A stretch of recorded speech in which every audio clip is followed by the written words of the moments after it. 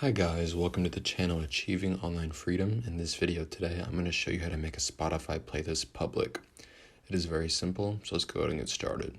So in order to make a playlist public, all you want to do is go to Spotify. You then want to go to your library in the bottom right corner and click on Playlist. Once you find the playlist that you wanted, you would then want to click on the three lines right here. I think click make public, but right now it's public right now, so I'll go and just make private. As you can see, it's private now because you see a little lock icon underneath my name. However, if I make it public, you'll then see a little globe underneath my name, so that's how you know it's public, so everybody can see this playlist. But it's that simple. That's how you'd make a public playlist on Spotify. So I hope the video does help you.